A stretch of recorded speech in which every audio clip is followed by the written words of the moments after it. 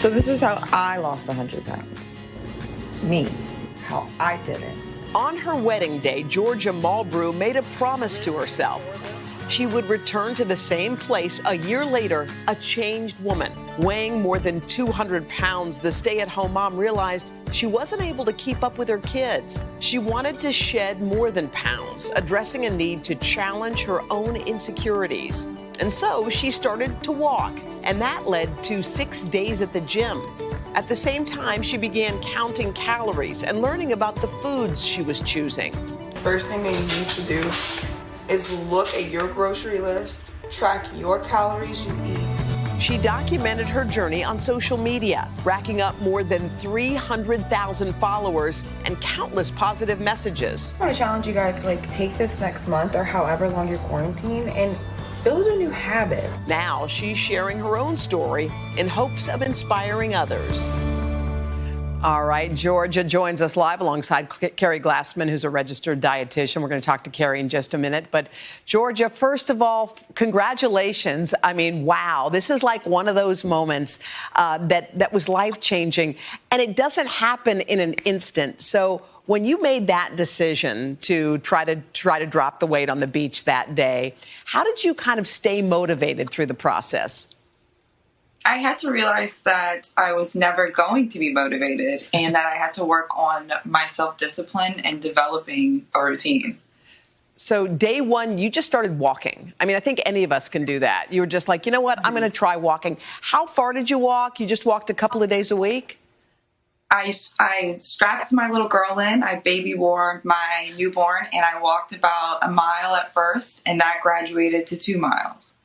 Okay, so you started that part of it, but, you abide by this rule that it's like calories in, calories out. So you kind of had to take stock of the things you were eating. Did you eliminate certain foods and say, you know what, no more cake, no more ice cream, no more this? Oh, no. I cannot live without king cake, pizza, ice cream, gumbo, etc. And I refuse to live without it. First of all, king cake and gumbo. You're from Houma, Louisiana, is that right?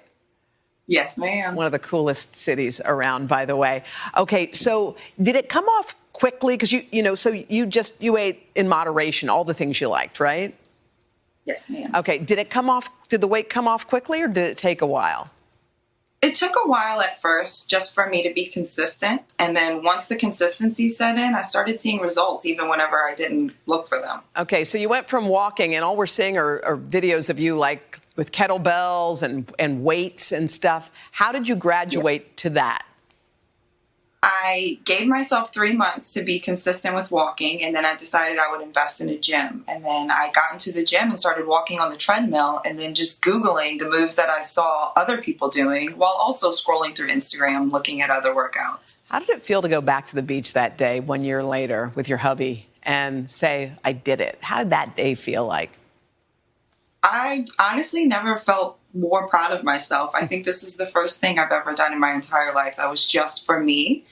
And I also got to see the pride in his eyes whenever we walked out on the beach. So it was fantastic. Georgia, you rock, man. Let's bring in Keri Glassman, because it sounds like what Georgia did was she started counting, Keri, calories in, calories out, and started with baby steps. I mean, that seems like a good plan, is it?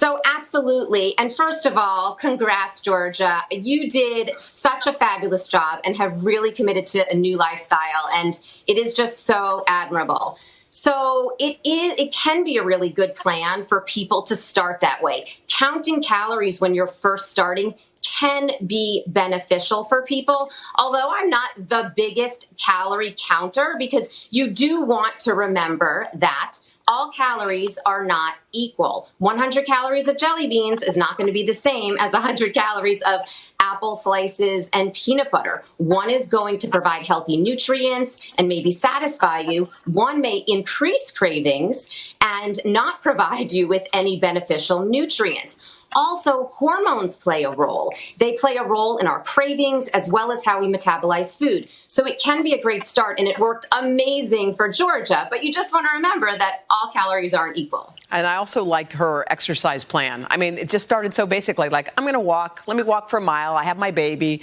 And then little by little upping it. Because I think some people think, I can't go running. I don't want to exercise. I can't keep up in a spin class. I don't want to exercise. But take it slow, right, Keri? Absolutely. Consistency is key when it comes to exercise. And I always just say, be consistent with your exercise. It's not about how far or how fast, just to commit to getting moving. And that's what Georgia has really done.